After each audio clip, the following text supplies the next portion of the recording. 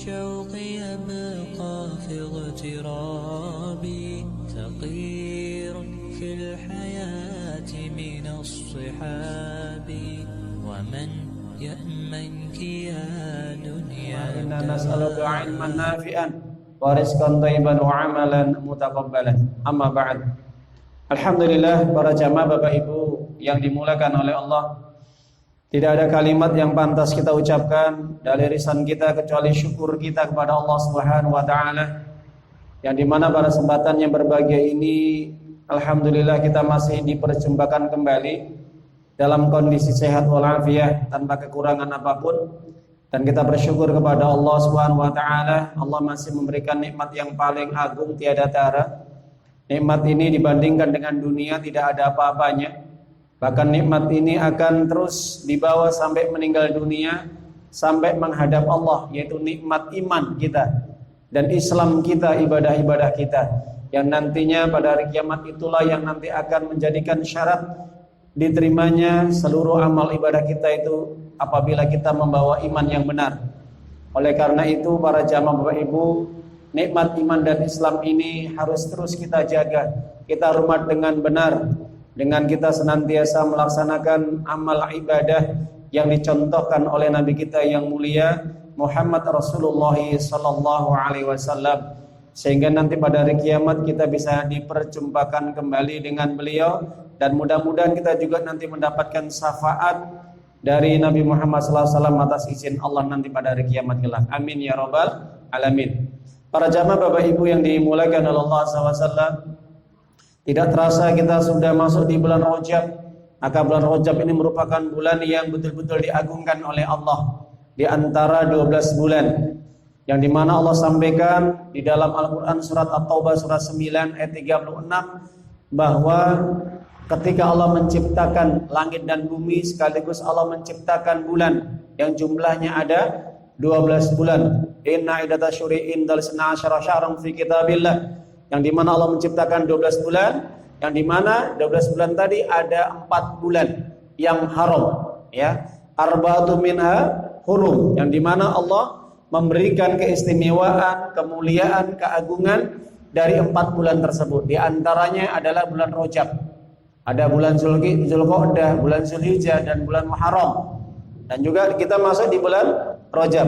Maka keagungan yang Allah berikan kepada manusia adalah agar senantiasa di bulan yang Allah haramkan, yang Allah syakralkan, yang Allah agungkan, yang Allah muliakan ini harus diisi dengan kebaikan-kebaikan, amal soleh, ketaatan kepada Allah.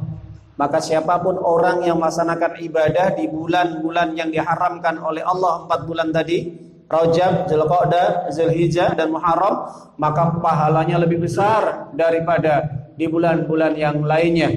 Terutama juga bisa mengalahkan pada bulan Ramadan, kecuali 10 hari terakhir di bulan Ramadan yang di situ ada Lailatul Qadarnya.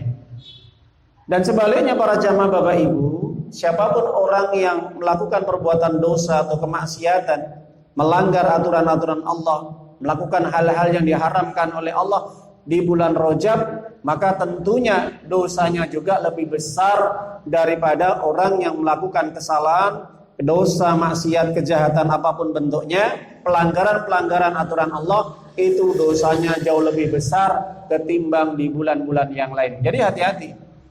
Maka tinggal kita memilih, kita mau berbuat taat, kebaikan, amal soleh, atau sebaliknya kita terjerumus dalam perbuatan dosa dan maksiat atau pelanggaran. Maka harus kita jaga dan kita harus hati-hati Bapak Ibu. Maka di bulan Rajab ini semestinya kita untuk fastabiqul khairat, berlomba-lomba dalam kebaikan.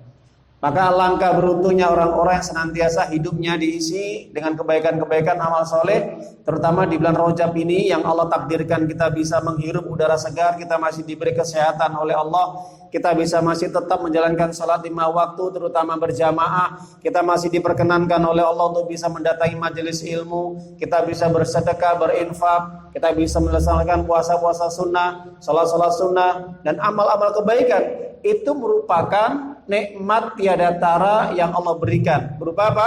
Nikmat kita istiqomah. Nikmat yang dimana Allah takdirkan, Allah kersakakan, Allah kehendaki, Allah ridhoi kepada siapapun yang bisa merasakan nikmatnya untuk ibadah kepada Allah sampai di bulan Rajab. Dan juga kita memohon kepada Allah sampai juga kita nanti dipertemukan pada bulan Ramadan, Bapak Ibu. Sebagaimana yang diajarkan oleh para ulama doanya, Allahumma salimni ila Ramadan. Ya Allah, Engkau berikan aku keselamatan sampai di bulan Ramadan. Engkau pertemukan aku sampai di bulan Ramadan. Wasallimni ila Ramadan, dan semoga Engkau berikan Ramadan kepada diriku ya Allah. Wa tasallamu minni mutaqabbalan, sehingga aku bisa melaksanakan amal-amal kebaikan, amal soleh, ibadah, ketaatan di bulan Ramadan, dan Engkau terima semua amal ibadah tersebut selama di bulan Ramadan. Jadi Bapak Ibu, perbanyak kita doa. Sebagaimana diajarkan oleh para ulama salaf, ulama terdahulu, sebelum datang bulan Ramadan mereka memperbanyak doa. Memperbanyak doa, terutama doa tersebut, Allahumma salimni ila Ramadan wa salimni Ramadan wa tasallamhu minni mutaqabbalan. Kalau nggak bisa bahasa Indonesia nggak apa-apa. Ya Allah, semoga Engkau pertemukan diriku dengan bulan Ramadan dan Engkau ridhoi atas amal-amal yang aku kerjakan selama di bulan Ramadan dan Engkau terima. Ya, jadi Bapak Ibu boleh kita pakai bahasa Arab ataupun bahasa Indonesia semampu kita, Bapak Ibu. Alhamdulillah para jamaah Bapak Ibu. Dan di bulan Rajab ini ya, para ulama hadis ya telah menjelaskan tidak ada amalan secara khusus di bulan Rajab ataupun di bulan Sya'ban. Ya, jadi kita beramal sesuai dengan amal-amal yang sudah disampaikan oleh Nabi. Jadi tidak ada sholat khusus di bulan Rajab, tidak ada puasa khusus di bulan Rajab, tidak ada sedekah khusus di bulan Rajab, ataupun ibadah-ibadah yang lain. Ya, jadi kalau kita beribadah, ya beribadah saja. Ya, biasa kita sholat sunnah, rawatib terus kita jaga, tahajud kita jaga, witir kita jaga, puasa-puasa sunnah kita jaga, sedekah ataupun infak terus kita biasakan ya, tiap hari atau tiap pekan.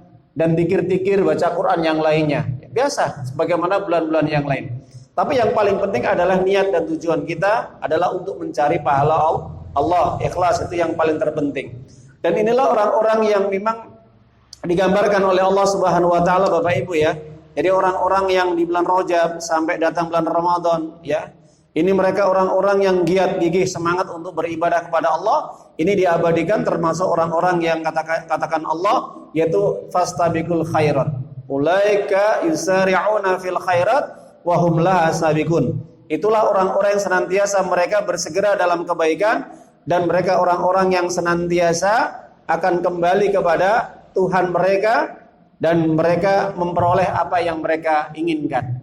Jadi para jamaah Ibu, semoga kita yang hadir di sini senantiasa dijaga iman kita, diberi keselamatan oleh Allah, dijaga keislaman kita, dan senantiasa mendapatkan taufik hidayah dari Allah, sehingga mudah-mudahan kita semua yang hadir ini bisa betul-betul nanti dipertemukan dengan bulan Ramadan dalam kondisi sehat walafiat, tetap membawa iman yang benar. Amin ya rabbal alamin. Para jamaah Bapak Ibu rahimani rahimakumullah taala, kita akan mencoba membahas tentang satu hadis yang disampaikan oleh Nabi, dan ternyata hadis ini Bapak Ibu kalau kita renungi, kita pahami, mudah-mudahan ini sebagai senjata ya, sebagai benteng dalam diri kita, terutama kita hidup ini di akhir zaman, Bapak Ibu. Luar biasa ya, kalau kita hidup di akhir zaman ini, kalau kita rasakan ya luar biasa Pak. Fitnahnya, luar biasa ujiannya. Kenapa? Karena orang kalau tidak memiliki iman yang kuat, yang kokoh, yang benar, dan ilmu yang benar, maka tentunya Bapak Bu akan terseret arus dengan fitnah-fitnah yang luar biasa ini. Baik itu fitnah syahwat maupun fitnah subhat. Fitnah syahwat yang terkait dengan urusan syahwat, apa? Keinginan dalam diri seseorang yang melenceng dari kebenaran, dari jalan yang benar, itu namanya syahwat. Ya, begitu juga fitnah subhat, fitnah yang dimana ini bisa merusak pemahaman, pemikiran, akidah, keyakinan seseorang, Pak. Makanya orang kalau tidak betul-betul waspada, dibentengi dengan keyakinan yang benar, ilmu yang lurus, akidah yang benar, maka yang terjadi dia akan terseret arus, akan masuk dalam dua kubangan, yaitu fitnah syahwat dan fitnah subhat. Maka di sini Nabi Shallallahu Alaihi Wasallam betul-betul senantiasa memperhatikan umatnya. Terbukti ini Bapak Ibu sampai beliau memberikan istilahnya bekal kepada umatnya, terutama doa yang jangan sampai ditinggalkan Bapak Ibu. Doa yang jangan sampai diabaikan dan jangan sampai tidak dibaca Pak. Terutama doa yang apabila kita ucapkan insya Allah nanti bisa menangkal fitnah-fitnah yang akan terus menghadapi dalam kehidupan kita, yang akan menimpa kehidupan kita Pak Bu. Apa itu doanya? Doanya adalah berlindung kepada Allah Subhanahu wa taala dari 4 fitnah. Dan 4 fitnah ini pasti nanti akan kita rasakan semuanya Bapak Ibu. Kecuali 1 fitnah, maaf ya. Fitnah ini akan kita rasakan kecuali 1 fitnah kalau Allah mengizinkan. Kalau Allah mengizinkan ya. Yaitu apa? Fitnah Dajjal. Kalau kita dipertemukan dengan Dajjal. Adapun nanti fitnah di alam kubur, fitnah nanti azab di dalam api neraka jahanam dan yang lainnya, ya kalau bisa jangan sampai terjadi. Makanya kita berlindung kepada Allah dari 4 fitnah ini, semoga tidak menimpa diri kita, terutama kita yang insyaallah senantiasa belajar ilmu agama ini. Ya, kita berharap kepada Allah SWT agar Allah melindungi kita semuanya, menjauhkan kita dari 4 fitnah tersebut. Amin ya rabbal alamin. Dijelaskan dalam hadis sahih riwayat dari sahabat Abu Hurairah radhiyallahu anhu bahwa Nabi Muhammad SAW pernah memberikan resep kepada seluruh umatnya, yaitu berupa doa, jangan sampai tidak dibaca, jangan sampai ditinggalkan, terutama doa ini dibaca di akhir tasahud, Pak. Di akhir tasyahud sebelum salam Bapak Ibu. Okay? Jadi ketika kita tasyahud akhir sebelum salam, maka selalu untuk membaca doa ini, terutama di salat 5 waktu kita. Bisa di salat-salat sunnah yang lainnya nggak apa-apa. Bagaimana Ustadz kalau dibaca di luar salat? Boleh, nggak ada masalah, bebas Pak Bu. Okay? Di sini tidak ada patokan ya atau aturan dari Nabi harus dibaca ketika waktu tasyahud akhir, tapi boleh juga di luar itu juga boleh. Tapi terutama khususnya dibaca ketika tasyahud akhir sebelum salam. Apa yang diajarkan oleh Nabi kepada kita semuanya sebagai umatnya Bapak Ibu? Rasulullah SAW menyampaikan idza tasyahhada ahadukum falyasta'id billahi min arba' yaqul Allahumma inni a'udzubika min adabi jahannam wa min adabil qabri wa min fitnatil mahya wal mamati wa min syarri fitnatil masiihid dajjal wa min syarri fitnatil masiihid dajjal. Yaitu 4 fitnah Pak Bu. Artinya apa? Nabi menyampaikan apabila kalian ketika sholat di tasyahud maka berlindunglah kepada Allah. Dalam riwayat yang lain, idza faragha ahadukum min tasawudil akhir falyatawad billah min arba. Ada 2 riwayat Bapak Bu ya. Jika kalian berada di tasawuf akhir, maka mintalah perlindungan kepada Allah dari 4 fitnah. Yang pertama, Allahumma inni a'udzubika, ya Allah, sesungguhnya aku berlindung kepadamu dari azab jahanam, siksa neraka jahanam. Pertama. Yang kedua, dari fitnah kubur, adanya azab kubur. Yang ketiga, fitnah mahya wal mamat. Fitnah ketika masa hidup atau di saat ketika meninggal dunia. Artinya sebagian ahli hadis mengatakan ketika menghadapi sakaratul maut. Dan yang terakhir adalah dari keburukan fitnah al-masih dajjal. Jadi Bapak Ibu, dari 4 fitnah ini memang luar biasa ya. Ya tidak ada yang ringan, semuanya berat, semuanya membahayakan. Nah itu, terutama kalau seseorang sudah masuk terjerumus dalam keempat fitnah ini, maka tidak akan bisa selamat. Ya. Yang pertama akan kita kupas para jamaah Bapak Ibu dari 4 fitnah ini, yang dimana hadis ini diriwayatkan oleh Imam Muslim, hadis sahih. Kenapa Nabi Muhammad SAW mewanti-wanti, menghimbau kepada umatnya untuk senantiasa membaca doa ini? Allahumma, diikutin, Allahumma inni a'udzubika min adabi jahannam wa min adabil qabri wa min fitnatil mahya wal mamati wa min syarri fitnatil masih dajjal. Ya. Nanti lebih lengkapnya Bapak Ibu bisa browsing di Google, Mbah Google cari. Jadi doa minta perlindungan kepada Allah dari 4 fitnah, nanti ada semuanya. Bahasa Indonesianya ada, bahasa Arabnya ada, terjemahnya ada, nggih komplit insyaallah. Jadi belajarlah, kita gunakan HP ini untuk ibadah kepada Allah Subhanahu wa taala, untuk mencari ilmu juga. Bapak Ibu yang dimuliakan oleh Allah Subhanahu wa taala, yang pertama kita tidak harus urut dengan hadis ini, tapi kita akan jelaskan sesuai dengan keterangan sebagaimana urutannya enak ya. Di situ ada 4 fitnah. Di situ ada 4 fitnah. Yang pertama azab kubur, azab jahanam, ada fitnah hidup mati, dan juga fitnah kedatangannya Dajjal atau keburukannya Al-Masih Dajjal. Terutama kita akan bahas terkait dengan masalah fitnah kehidupan. Jadi kita selama hidup di dunia pasti tidak ada yang tidak terkena fitnah. Maka fitnah yang paling membahayakan kehidupan manusia ini paling tidak ujian yang dialami oleh manusia paling tidak ada 6, Pak. Jadi ujian manusia di dunia ini 6. Yang pertama adalah ujian dari fitnah wanita, ujian anak, ujian harta, emas perak, kalau sekarang itu fulus uang.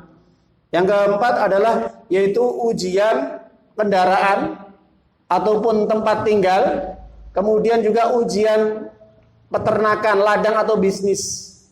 Yang ini betul. Jadi manusia dalam kehidupan tidak terlepas daripada ujian tersebut. Ujian anak, ujian istri, ujian harta berupa emas, perak ataupun uang, ujian tempat tinggal, ujian kendaraan, dan juga ujian pekerjaan bisnis atau sawah ladang. Gitu betul. Nah, maka para jamaah Bapak Ibu, kalau seseorang bisa selamat dari fitnah ujian dari 6 ini kata Allah, maka dia akan betul-betul menjadi orang yang beriman, bertakwa kepada Allah Subhanahu wa taala karena bisa melalui ujian tersebut. Maksudnya bagaimana Ustaz? Banyak orang dilalaikan dari 6 hal ini. Banyak orang yang lupa ibadah kepada Allah dari fitnah atau ujian 6 hal ini, Pak. Ketika orang sebelum nikah dia semangat ibadah, taat kepada Allah luar biasa, Pak. Tapi yang terjadi apa? Setelah dia menikah, diuji dapat istri, apalagi istrinya tidak pernah mengingatkan suaminya untuk ibadah kepada Allah, ya, yang terjadi apa? Ya sudah, larut dia. Sehingga dia menjadi orang yang kufur kepada Allah, lupa atas nikmat yang Allah berikan, gara-gara dia beristri, dia menikah, tinggalkan Allah. Nah, ini ujian yang terjadi, Pak Bu. Sering di tengah masyarakat kita. Sebelum dia nikah masih bujang, tapi setelah dia nikah menjadi orang yang futur, menjadi orang lalai, menjadi orang yang lemah ibadahnya, bahkan meninggalkan ibadah. Gini betul Pak Bu? Kata saya nonton Ibu. Banyak sekali di luar sana para pemuda-pemuda yang dimana setelah menikah dikasih jodoh sama Allah, pasangan akhirnya menjadi manusia yang lupa kepada Allah. Yang kedua, ketika orang dikasih anak juga lupa kepada Allah. Ketika dia menikah bertahun-tahun, setelah dia berdoa, memohon, meminta supaya dikasih anak keturunan. Setelah dikasih keturunan, Bapak Ibu, anak yang terjadi apa? Lupa juga kepada Allah. Disibukkan dengan anaknya, Pak. Makanya sampai Allah katakan di dalam surat Al-Munafikun, surat yang ke-63, ayat yang ke-9, apa kata Allah? Ya ayyuhalladzina amanu la tulhikum amwalukum wa auladukum an dzikrillah. Nggih, betul? Ya ayyuhalladzina amanu, orang beriman, la tulhikum amwalukum, jangan sekali-kali hartamu, wa auladikum, dan juga anak-anakmu melalaikan kamu an dzikrillah, dari mengingat Allah, dari ibadah salat, dari mencari ilmu agama, menuntut ilmu, ataupun ibadah-ibadah yang lain. Barang siapa yang berbuat demikian, maka dia termasuk orang-orang yang rugi. Gimana betul Pak Bu? Sebelum dia menikah dapat istri lupa. Setelah dapat istri, dia kemudian dapat anak, dikasih anak sama Allah, lupa kepada Allah. Lalai dia ibadah. Ini kena fitnah, Pak. Ini fitnah dalam kehidupan. Begitu juga ketika dia nggak punya pekerjaan, dikasih pekerjaan sama Allah. Ketika dia miskin, dikasih kaya sama Allah. Ketika dia bangkrut, dikasih sukses sama Allah. Ya. Usahanya semakin sukses. Ketika dia dulu nggak punya kendaraan, dikasih kendaraan sama Allah. Nggak punya motor, nggak punya mobil, bisa dia beli motor dan mobil. Dulu nggak punya rumah, dikasih rumah sama Allah. Apa yang Allah berikan kepada seseorang tersebut, manusia tersebut, yang dia minta dikabulkan sama Allah, setelah dikabulkan dia terkena fitnah dengan dunia tadi. Hati-hati Pak Bu, banyak terjadi di luar sana, bahkan bisa menimpa keluarga kita, saudara kita, kerabat kita, jamaah kita, teman-teman kita. Dulu semangat, Masya Allah. Dan ini juga saya rasakan sendiri ketika saya menemui dari banyak jamaah atau teman-teman itu yang dulunya Masya Allah, bahkan dia ustadz, gelarnya ustadz, lulusan dari pondok pesantren, pinter, cerdas. Setelah dia menikah, punya anak, yang terjadi apa? Futur dia. Tinggalkan dakwahnya. Dulu pandai dakwah dia Pak, Masya Allah, pinter dia. Dulu juga dia orang terkenal khutbah Jumatnya, ditinggalkan khutbah Jumatnya. Yang terjadi apa? Ya semakin dia jarang ke masjid, nggak pernah kelihatan ke masjid Pak Bu. Apalagi ke majelis ilmu, disibukkan dengan urusan pekerjaannya. Nah, begitulah ujiannya. Bahkan mungkin istrinya juga ngomong-ngomong kerja juga di tempat-tempat yang diharamkan, entah itu pegadaian atau koperasi simpan pinjam atau bank dan yang lainnya. Sampai seperti itu, Pak. Ya. Jadi banyak yang terjadi ketika seseorang tidak bisa menjaga iman tauhidnya. Yang terjadi apa, Pak Bu? Futur, lemah. Semakin jauh dari Allah Subhanahu wa taala. Akhirnya ibadahnya semakin melokro, kalau orang Jawa itu Pak. Semakin leto, ya, enggak semangat lagi. Nah, ini diabadikan di dalam surat Ali Imran ayat 14 Pak Bu, surat yang ketiga. Izyuna lin-nasi hubbu syahwati minan nisa wal banin wal qanatiril muqantarati minad dzahab wal fiddah wal khailil musawwamati wal 'am wal harth dalikal madul hayatud dunya wala indusrul ma'ab. Apa kata Allah? Dijadikan indah dalam pandangan manusia kecintaan terhadap keinginannya menggebu-gebu. Kecintaan terhadap wanita, kecintaan terhadap anak, kecintaan terhadap harta, emas, perak, kecintaan terhadap pakaian, kecintaan terhadap kendaraan, kecintaan terhadap pekerjaan. Sampai kecintaan terhadap dunia, semuanya ini menjadikan dia lupa ibadah kepada Allah. Makanya Allah sindir. Bal tu'sirunal hayatad dunya wal akhiratu khairu wa abqa.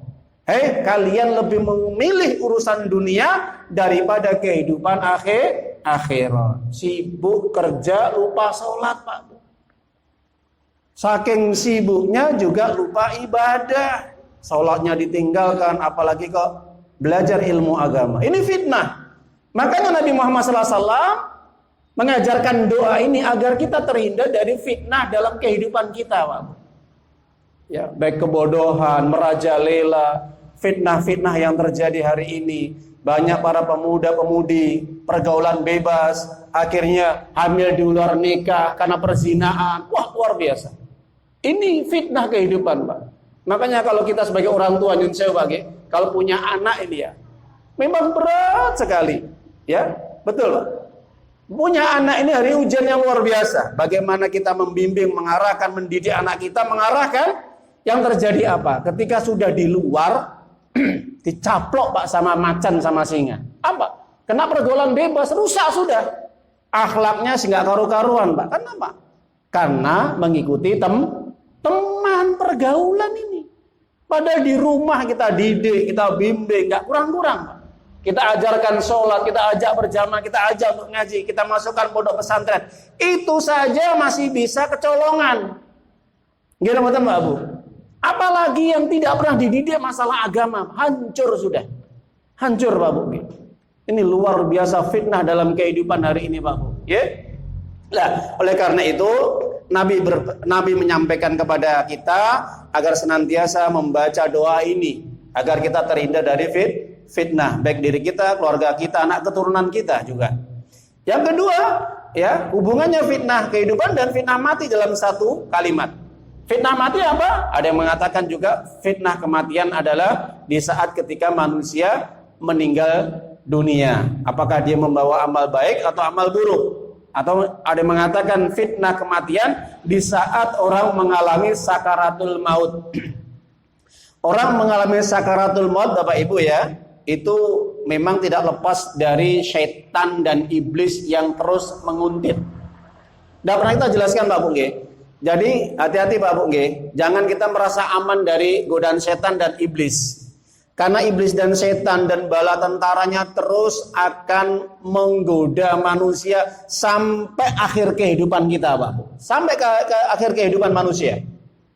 Diceritakan di dalam kitab At-Tadhkirah karangan Imam Qurtubi bahwasanya setan dan iblis itu akan terus menggoda manusia sampai manusia keluar dari Islam, sampai murtad. Caranya bagaimana? Di saat penghujung kehidupan atau sakaratul maut, setan iblis membisikkan supaya manusia masuk agama Yahudi, Nasrani, Majusi. Lah Ustaz, kita nggak tahu orang ketika orang meninggal kelihatannya kok diam. Iya diam, tapi dia sedang betul-betul berjuang melawan godaan-godaan setan dan iblis. Orang yang imannya kuat, Allah akan bantu, Allah tolong dari godaan-godaan tadi, bujuk rayu setan iblis Pak.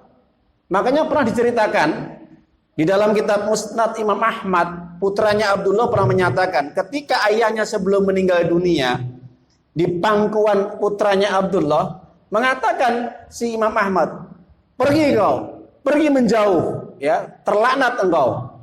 Maka ketika ditanya, ketika bangun, ya kan siuman, pingsan, siuman. Jadi sebelum meninggal itu dalam kondisi kadang-kadang dia siuman, dia pingsan, siuman terus itu. Ketika siuman ataupun ketika dia sadar, maka ditanya, ada apa wahai abi? Ya, kok jenengan mengatakan pergi, pergi jauh, belum selesai. Lain. Itu setan menjelma menjadi orang soleh, kemudian mengatakan, ya ulama hebat, ya Imam Ahmad, engkau adalah ulama yang luar biasa, ilmunya luar biasa. Pak, disanjung-sanjung Pak. Ya. Maka Imam Ahmad mengatakan, keluar, tidak, itu, pergi kamu. Tujuannya Pak Bu, Imam Ahmad akan digoda oleh setan iblis supaya di akhir kehidupan, penutup dari kehidupannya, mati dalam kondisi apa Pak Bu? Ujub. Apa ujub? Bangga diri. Oh, itu saja Pak. Sampai dikhawatirkan oleh Imam Ahmad bin Hambal, seorang ulama hebat, hafal 1 juta hadis, yang hidup pada tahun 200 Hijriah. Ulamanya hadis Pak. Itu saja khawatir ketika di akhir kehidupannya iblis setan sempat mendatanginya, membujuknya supaya dia menjadi manusia yang apa? Ujub, bangga diri, atau riya, pamer, atau merasa sombong dalam dirinya karena ibadahnya banyak, dia seorang ulama yang besar. Sekarang jadi pertanyaan, apa gerangan dengan diri kita yang bukan gelar ulama Pak? Belum tentu ibadah kita ini diterima, dan belum tentu kita ini orang yang memiliki keimanan yang benar, ilmu yang benar, bagaimana menghadapi ketika sakaratul maut Pak Bu. Dan di situ ada iblis yang duduk di pinggir kita, menyerupai orang soleh dan membujuk rayu kita. Ya fulan, ukhruj, keluar dari Islam, udkhul, masuklah ke dalam agama Nasrani, Yahudi, Majusi. Apa yang terjadi? Kalau iman kita lemah, ibadah kita enggak karu-karuan, bisa terjadi murtad. Murtad. Itu yang dikhawatirkan oleh Nabi, innamal a'malu bil khawatim. Hadis Imam Bukhari. Sesungguhnya orang itu ditentukan di akhir kehidupannya, bukan ketika masih hidup. Bukan ketika kita masih sehat, kata Mbak Bu, bukan ketika kita masih kuat seperti ini. Kalau seperti ini biasa Pak, kita masih ketemu saudara kita masih bebas untuk datang ke majelis ilmu, dekat dengan ustadz, ada yang nasehatin. Coba kalau sudah sakaratul maut, siapa yang nasehatin? Diri kita Pak, diri kita. Dengan apa? Amal yang kita bawa selama di dunia ini. Ya, jadi hati-hati Pak, ini fitnah kematian. Ketika menjelang sakaratul maut, maka tidak ada yang bisa selamat kecuali mereka yang membawa iman yang benar, amal soleh yang benar. Jelas Bapak Ibu nggih? Nah, ini yang dikhawatirkan Nabi. Minta perlindungan kepada Allah dengan doa tersebut. Di saat ketika orang mengalami sakaratul maut, insya Allah dengan doa ini Allah akan jaga. Terus kita baca. Yang kedua, fitnah ketika di saat yaitu di alam kubur. Makanya kan ada azab kubur Pak. Di sini kan ada azab kubur. Allah mengatakan azab kubur. Kita yakin Pak Bu bahwa di alam kubur ini ada azab, ada nikmat. Yakin atau betul? Yakin ya. Harus yakin 1000%. Kalau tidak yakin jelas musyrik. Karena mendustakan ayat Allah, hadis Nabi, dan ijma para ulama Ahlussunnah. Mana ayatnya tentang azab kubur? Kita buka di dalam surat Ghafir atau surat Al-Mu'min, surat yang 40 ayat 43 44. Apa Allah katakan? An-naru yu'raduna 'alaiha guduwa wa 'ashiyya wa yawma taqumus saa'ah adkhilu ala fir'aun azab asaddal azab. Allah katakan bahwa Fir'aun dan juga kaumnya dan keluarganya ditampakkan siksa api neraka pagi, sore, siang, malam, Bapak. Ngeri nggak betul, Bapak? Ya, jadi Fir'aun dan kaumnya dan keluarganya yang kufur dan pengikutnya juga yang kufur, yang mengikuti Fir'aun, membela Fir'aun, mendukung Fir'aun, kekufuran Fir'aun, kesombongan Fir'aun, itu di alam kubur, kata Allah. Jadi ayat ini maknanya adalah an-nar yuraduna 'alaiha guduwa wa 'ashiyya. Siksa neraka ditampakkan kepada Fir'aun, kaumnya, dan siapapun para pengikutnya itu siang dan malam, pagi dan sore. Jadi kalau orang itu sudah ditampakkan neraka, Pak Bu, dalam kubur, kira-kira dalam kubur disiksa enggak? Halo, disiksa enggak betul? Disiksa, Pak. Begitu juga Abu Jahal, Abu Lahab, Abdullah bin Ubay bin Salul, gembong-gembongnya orang musyrik kafir munafik Quraisy Mekah dan di Madinah. Ini mereka mendapatkan azab yang berat di alam kubur berdasarkan nas di dalam ayat tersebut. Dan dia masukkan ke dalam siksa yang paling berat nanti pada hari kiamat ketika hari berbangkit. Itu kata Allah. Jelas Pak Mungkin? Benar ya, surat Al-Ghafir, Al-Mu'min. Ayat 43 44. Nah itu.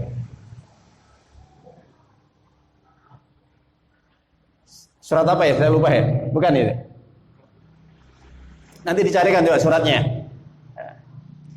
Yang kedua, yaitu ketika Allah katakan di dalam Al-Quran bahwa orang-orang yang nanti di alam kubur ini nanti akan dibangkitkan. Dibangkitkan. Makanya Allah sampaikan di dalam surat Al-Hajj, surat yang 22 ayat 7, Allah katakan wa anallahu yab'atsu man fil kubur. Allah akan membangkitkan seluruh manusia yang di alam kubur, baik orang kafir maupun orang mukmin. Ini menandakan bahwa di dalam kubur ini ada kehidupan. Yang kedua, disampaikan oleh Allah, oleh Nabi Muhammad SAW, bahwa ketika manusia diletakkan di liang lahat, sudah dimasukkan ke dalam kubur, ketika ditinggalkan keluarganya 7 langkah, datang malaikat munkar dan nangkir. Apa pertanyaan malaikat munkar nangkir, Pak Bu? Man rabbuka, siapa Tuhanmu? Man nabiyuka, siapa nabimu? Wa madinuka, apa agamamu? 3 pertanyaan ini, Pak Bu. 3 pertanyaan. Carikan suratnya ya nanti. Nah, jadi 3 pertanyaan ini nanti akan menimpa diri kita semuanya. Kita akan mendapatkan pertanyaan 3 ini. Ini bocoran Pak Buki.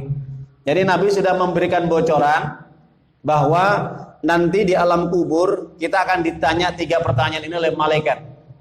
Dan jawabannya Allah berikan jawaban, Nabi berikan jawaban kepada umatnya bagi orang yang beriman bisa menjawab.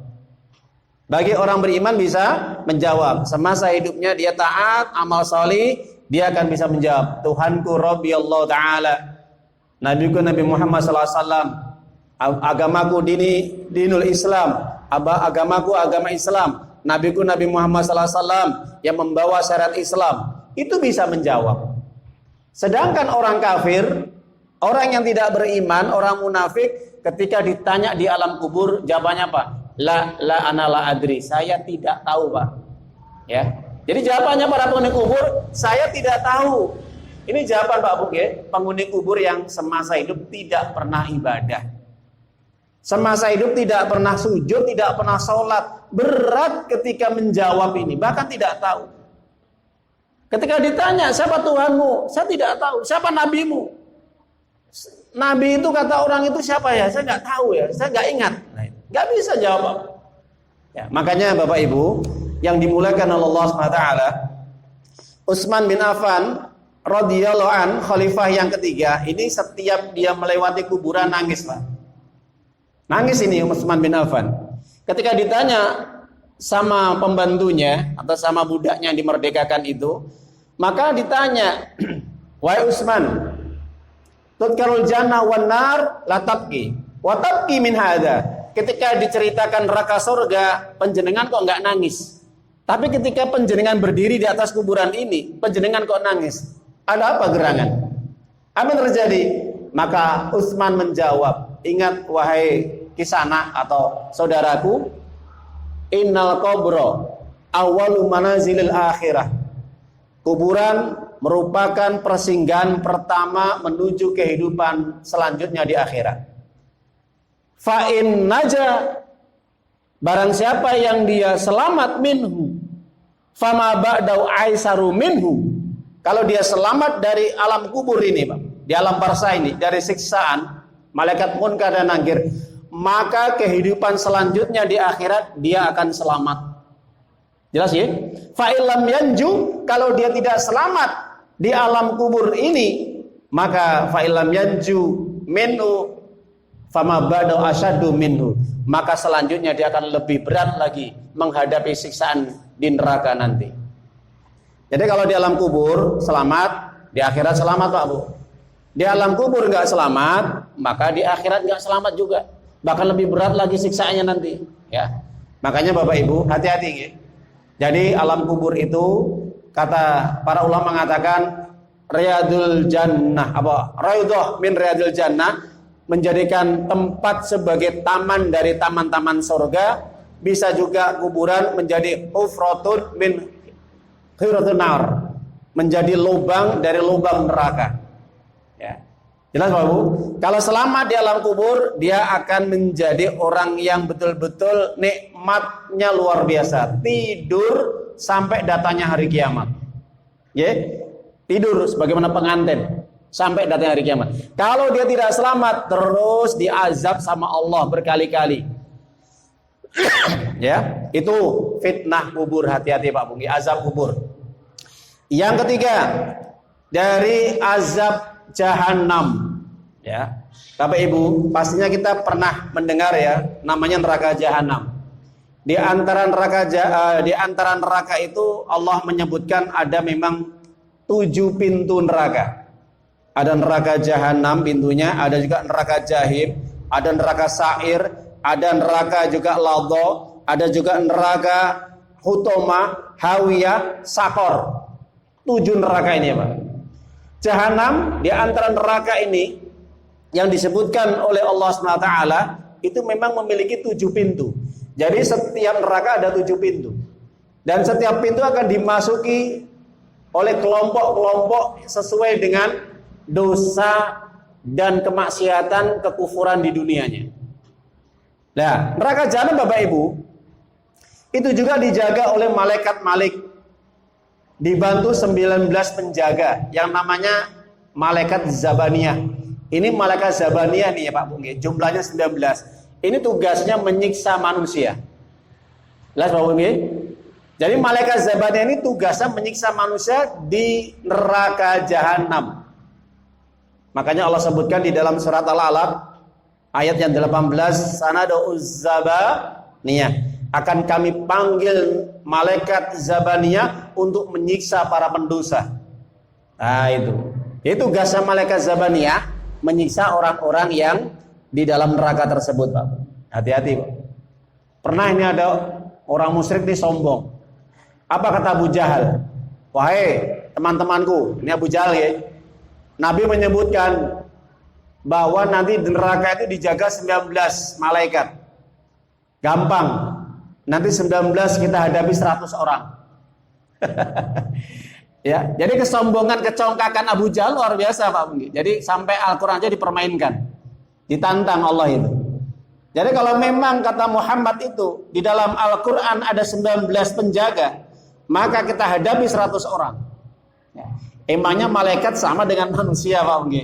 Dan juga besarnya seperti apa? Nah, itu. Kuatnya seperti apa? Padahal malaikat itu keras, kejam, tidak ada rasa toleransi dan menyeramkan. Luar biasa Pak Bungki. Jadi jahanam itu kata Allah itu memiliki 7 pintu. Ini disebutkan di dalam Al-Quran surat Al-Hijr. Surat Al-Hijr itu surat yang ke-15 ayat yang ke-43 ya. 43 44. Ya, 43 44. Allah katakan di dalam surat Al-Hijr. Kalau surat Al-Ghafir tadi ayatnya mungkin saya yang salah ya. 46 coba. Antum scroll ya. Saya kadang-kadang lupa. Kalau surah Al-Hijr surah 15 ayat yang 43 44 apa kata Allah? Wa inna jahannama lamau'iduhum ajmain. Bahwasanya neraka jahanam itu merupakan betul-betul tempat tinggalnya bagi para pengikut setan. Para kelompok-kelompoknya setan seluruhnya nanti akan masuk ke dalam neraka jahanam. La sabatu abwab likulli babin minhum juz'um maksum. Bahwa di neraka jahanam itu ada 7 pintu. Setiap pintu nanti akan dimasuki setiap golongan-golongan yang Allah tentukan. Ya, siapa mereka Pak Bu? Pertama, orang musyrik, kafir. Ini di dalam surat Al-Bayyinah ayat 6. Yang kedua, orang yang sombong.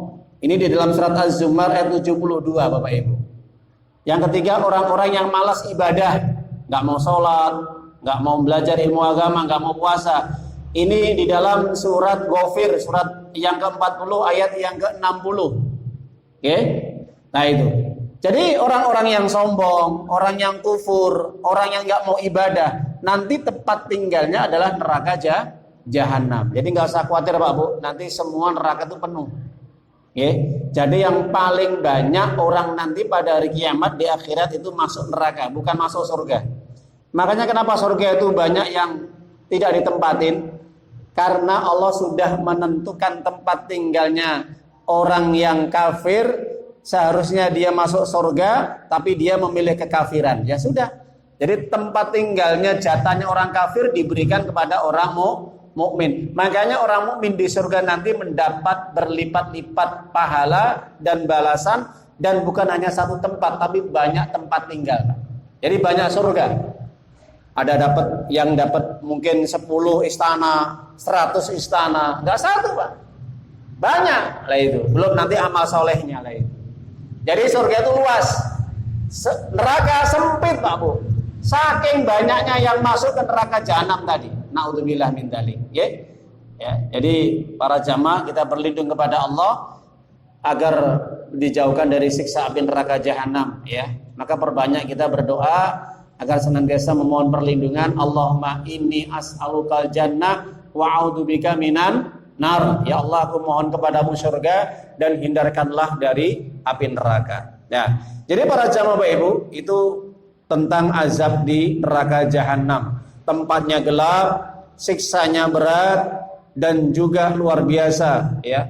Baunya yang tidak sedap, bahkan di dalamnya, ya, makanan-makanannya dari kotoran-kotoran penghuni neraka, dan juga minumannya dari apa Pak Bu? Ya? Dari seperti apa namanya? Itu loh. Jalan itu, aspal yang dipanaskan itu, diminumkan, ya. Bagaimana nggak hancur lebur itu. Nah, itu. Dan juga makanan-makanan yang mungkin itu bisa membuat tenggorokan hancur, nah, itu. Karena berduri. Nah, itu makanan-makanan penghuni neraka nanti seperti itu. Tapi para jamaah Ibu, yang terakhir yaitu fitnah Dajjal. Nah, ini luar biasa Pak Bu. Fitnah Dajjal ini tidak kalahnya penting dan tidak kalahnya bahaya kalau kita mau bahas. Pada singkatnya, Dajjal itu adalah manusia biasa. Sama sebagaimana manusia yang lain. Ini kita jelaskan dulu profil daripada fisiknya Pak. Dajjal itu muncul itu nanti bersamaan dengan tanda-tanda hari kiamat besar. Munculnya dukhon asap, munculnya Dajjal, Khurud Dajjal, turunnya Nabi Isa dari 10 tanda besarnya. Kemudian munculnya binatang-binatang melata, dab yang bisa berbicara, yang memberikan stempel di keningnya orang kafir dan orang mukmin. Nah itu. Dan juga munculnya api dari Yaman yang menggiring seluruh manusia ke mahsyar, dan juga termasuk ya masih banyak lagi ya, saya lupa di situ. Ada 10 tanda. Nah itu. Nah, maka di antara tanda-tanda hari kiamat besar Pak Bungge, munculnya Dajjal. Maka Dajjal ini merupakan manusia yang luar biasa, memiliki kemampuan di atas rata-rata. Bahkan di antara manusia yang lain, Dajjal ini paling hebat, ya. Bisa menurunkan hujan atas izin Allah, bisa menumbuhkan tanaman-tanaman yang mati atas izin Allah, bisa membuat tanah yang kering menjadi tanah yang subur, bahkan bisa menghidupkan orang mati dengan izin Allah. Bahkan Dajjal juga bisa memberikan apa yang diinginkan manusia. Yang dibawa Dajjal 2, air dan api. Air surganya Dajjal. Orang yang masuk ke dalam air maka akan masuk ke dalam nerakanya Allah. Api, Dajjal merupakan surganya Allah. Orang yang masuk api maka adalah masuk ke dalam surganya Allah. Jadi jangan tertipu Pak Bu, jangan tertipu. Karena Dajjal itu adalah penipu, pembohong. Ya, namanya Dajjal, penipu, pembohong. Itu kata-kata Dajjal, dan tujuannya adalah menyesatkan manusia, mengajak manusia untuk menyembah dirinya. Karena nanti Dajjal mengaku Tuhan, Pak. Dajjal mengaku Tuhan. Bentuk fisik tubuhnya Dajjal ini pendek, rambutnya keriting, kulitnya berwarna merah, dadanya bidang, ya. Kemudian ada agak sedikit pincang atau letter O, ya, kakinya agak bengkok, ya. Kemudian Dajjal juga ada tandanya di keningnya, Pak, di antara kedua mata ini, kata Nabi. Inna baina yadai maktubun kafir atau kafaro. Di antara dua matanya, di atas matanya ini, kedua matanya, keningnya ini, ada tulisan kafir. Ya, itu tandanya. Yang kedua, yang mencolok, Dajjal itu buta sebelah matanya, terutama kanan. Ada pendapat kiri, ada 2 riwayat, tapi yang lebih kuat adalah kanan. Kalau bahasanya maaf picek, ya. Jadi buta sebelah kanannya. Maka Nabi Muhammad SAW mengatakan, ala inna Dajjal a'war. Dajjal, ketahuilah, itu adalah buta sebelah matanya. Sebelah kanan ini buta, ya. Wa inna rabbakum laisa bi'awar. Sedangkan Tuhanmu bukan buta. Jadi orang ketika nanti tersihir dengan fitnahnya Dajjal, rayuannya Dajjal, banyak menganggap Dajjal itu sebagai Tuhan. Kenapa Pak Bu? Karena bisa mengabulkan semua permohonan apa yang diinginkan manusia selama manusia mengakui Dajjal adalah Tuhannya dan mau mengikutinya, menyembahnya. Bagaimana Ustadz? Pada saat itu kondisi manusia, ingat, Dajjal muncul itu di saat manusia sedang kekurangan, kemarau panjang. Dan Dajjal itu nanti di bumi Allah ini Pak Bu, hidupnya cuma 40 hari. 40 hari. Arba'ina yauman. 40 hari. 1 hari pertama seperti 1 tahun lamanya. 2 hari kedua seperti 1 bulan. 2 hari ketiga seperti 1 pekan. Kemudian hari yang keempat seperti hari-hari biasa. Lama betul Pak Bu. Dan ingat, Dajjal nanti akan mengelilingi dunia ini dalam hitungan detik ataupun menit. Cepat Pak. Seperti air hujan yang dihempas angin. Bisa datang ke sini, sana ke sana. Itu cepat. Bayangkan. Coba, orang kalau imannya lemah, orang kalau tidak punya ilmu tentang bagaimana sifat-sifat Dajjal, habis sudah Pak. Ikut perangkapnya Dajjal, golongannya Dajjal. Kenapa? Karena Dajjal bisa mengabulkan semua keinginan apa yang diinginkan manusia. Pak, bayangkan kondisi kemarau, nggak ada makanan, nggak ada minuman, sulit Pak, ya. Dajjal muncul membawa makanan, membawa segala fasilitas yang diinginkan. Terutama golongan Dajjal ini yang paling banyak siapa Pak Bu? An-nisa, wanita. Pengikutnya Dajjal paling banyak wanita. Yang kedua kaum Yahudi. Jadi ada 6 golongan ya pengikut Dajjal itu Pak. Para ulama menyampaikan, 1 golongan Yahudi, 2 golongan setan dan jin yang kufur kepada Allah, membantu Dajjal. Ya, maka dari trik-trik sulapnya juga, sihirnya itu dibantu dengan setan dan iblis ya, dan bala tentaranya. Ya. Yang ketiga, jadi golongan wanita Pak. Ini yang paling banyak ya, Yahudi dan wanita. Kenapa? Karena lemah wanita saat itu, mudah terbujuk rayu dengan Dajjal. Makanya ketika Dajjal muncul, Rasulullah mengatakan, kerangkengen bojomu, istrimu, anakmu, bibimu, dan siapapun jangan sampai keluar rumah. Kalau sudah keluar rumah akan mengikuti fitnah Dajjal nanti, jadi pengikutnya. Yang keempat termasuk ahli maksiat, ya suka minum, suka judi, suka zina, ya apapun kemaksiatan. Yang kelima golongan yaitu homoseksual, LGBT, ya kelainan seks. Lah ini makanya sekarang sudah marak di dunia ya, kelompok ya dari organisasi LGBT bahkan dilegalkan ya. Mungkin di Indonesia nggak tahu sudah legal belum pernikahan sesama sejenis. Ini termasuk golongannya Dajjal Pak Bu. Dan yang terakhir termasuk golongannya Dajjal ini Khawarij, kelompok yang suka mengkafirkan saudaranya yang beriman, yang taat kepada Allah Subhanahu wa taala. Nah, ini 6 golongan ini nanti yang jadi pengikutnya Dajjal, laknatullah alaihi. Para jamaah Bapak Ibu yang dimuliakan Allah Subhanahu wa taala. Maka terakhir di sini sebelum saya sampaikan tolong diazani dulu ya. Nanti kita lanjutkan 5 menit lagi yang dimuliakan Allah taala, tambah 5 menit. Bahwa sebelum Dajjal muncul, khuruj Dajjal, ini Dajjal sudah memerintahkan tangan kanannya untuk merusak kehidupan manusia, menyesatkan manusia. Dan hari ini kita rasakan Bapak Ibu. Apa strategi Dajjal sebelum dia nanti hadir di tengah-tengah manusia sebagai penipu, pembohong, perusak, pengfitnah? Maka tangan-tangan kanannya Dajjal ini hari ini sudah banyak menyesatkan manusia. Siapa saja tangan kanannya Dajjal? Pemimpin yang menyesatkan. Pemimpin yang menyesatkan. Ini tangan kanannya Dajjal, Pak. Makanya Rasulullah mengatakan dalam hadis sahih, "Innama khafu ummati ala ummati aimatal mudillin." Yang aku khawatirkan yang menimpa umatku di akhir zaman nanti setelah aku meninggal dunia, munculnya para pemimpin-pemimpin tokoh agama yang menyesatkan manusia dari jalan yang benar. Oh, jadi sebelum Dajjal muncul itu manusia sudah banyak yang sesat, Pak.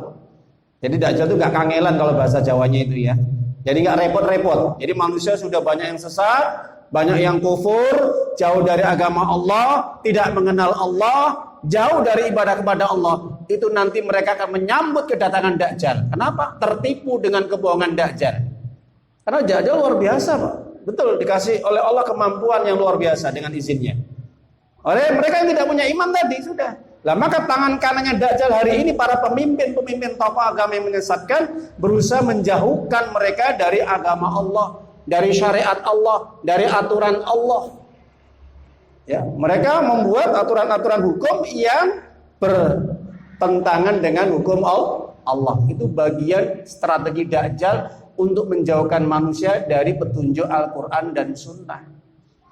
Jadi kalau ada pemimpin yang mengajak jauh dari Al-Quran dan Sunnah, dari hukum-hukumnya, aturan syariatnya, itu bagian dari tangan kanannya Dajjal, yaitu pemimpin yang menyesatkan. Ya, hari ini terbukti banyak mereka yang lebih mengikuti aturannya Dajjal daripada aturannya Allah. Hukumnya Dajjal daripada hukumnya Allah Subhanahu wa taala. Tapi para jamaah Ibu, maka apa yang harus kita jaga diri kita, benteng kita, agar nanti kita terhindar dari fitnah Dajjal ketika Dajjal hadir ya. Seandainya Allah mengizinkan, Allah menakdirkan, tiba-tiba Dajjal hadir. Nah itu. Apa kira-kira senjata yang ampuh untuk menghadapi Dajjal? 1. Kita bentengi diri kita dengan agama Islam, iman yang kuat, petunjuk yang benar, ilmu yang benar. Kita berpegang teguh kepada ajaran Islam nih Pak Bu. Harus kita betul-betul pegang teguh Islam ini. Caranya bagaimana? Belajar. Kayak ini belajar ini Pak. Pahami. Al-Quran dipahami, hadis dipahami. Itu harus kita tahu. Ya, ciri-cirinya Dajjal, sifat-sifatnya Dajjal, bagaimana. Makanya pentingnya kita ngaji di sini. Kenapa? Kalau kita nggak ngaji, kita nggak tahu seperti apa Dajjal itu. Bentuknya seperti apa, fitnahnya seperti apa, kesesatannya seperti apa. Kita nggak ngerti Pak. Luar biasa. Ya, makanya ini penting sekali. Berpegang teguh kepada agama Islam. Ya. Dan kita pelajari sifat-sifat Allah, tauhidnya Allah ya. Bagaimana kita mengisahkan Allah, menjaga tauhid kita, ibadah dengan benar, petunjuk Al-Quran dan Sunnah. Kita selalu berpegang kepada ajaran Al-Quran dan Sunnah. Nah, itu yang pertama. Yang kedua, senantiasa kita membaca surat Al-Kahfi, surat yang ke-18, terutama 10 ayat pertama atau akhir, Pak. Ini insya Allah terlindungi dari Dajjal. Nabi menyampaikan, man hafidha asara min awali suratil kahfi usima minad dajjal. Barang siapa yang dia menghafal, kalau bisa hafal ya. Kalau nggak bisa hafal nggak apa-apa, dibaca aja. Lebih baik hafalkan. Barang siapa yang hafidha menghafal asara 10 ayat min awali suratil kahfi, dari 10 ayat pertama surah Al-Kahfi, usima minad dajjal, akan dilindungi dari fitnah dajjal. Dalam riwayat yang lain, min akhiri surat Al-Kahfi, terakhir 10 ayat surat Al-Kahfi. Makanya sering kalau kita malam Jumat, ya, kita bacakan surat Al-Kahfi, Pak ya. Nah itu, ayat pertama sampai 10. Kadang nanti pada hari Jumatnya, paginya, kita bacakan juga 10 ayat terakhir di surah Al-Kahfi. Ini terus ingatkan kita, agar kita bentengi dengan surah Al-Kahfi tadi, atas izin Allah. Yang penting kita memohon kepada Allah dengan hati yang tulus, ikhlas, agar kita terhindar dari fitnah Dajjal, munculnya Dajjal. Seandainya bertemu dengan Dajjal, bacakan ayat ini. Ya, bacakan ayat ini. Kalau kita sudah hafal, kalau enggak ya dibaca. Perbanyak surat Al-Kahfi. Yang ketiga, perbanyak doa tadi yang disebutkan, yang kita bahas ini, 4 fitnah tadi, terutama di terakhir tasahud sebelum salam di dalam sholat. Ya, Taus, seorang tabi'in mengatakan, dia menyampaikan kepada anaknya, kalau sampai lupa membaca doa ini di dalam sholat, disuruh ngulangi Pak sholatnya. Ini Taus Pak ya, seorang tabi'in. Dan juga ulama yang mengatakan, nasihat kepada putra-putranya, keluarganya, kalau sampai lupa nggak membaca doa ini di dalam sholat, maka disuruh ngulangi lagi sholatnya.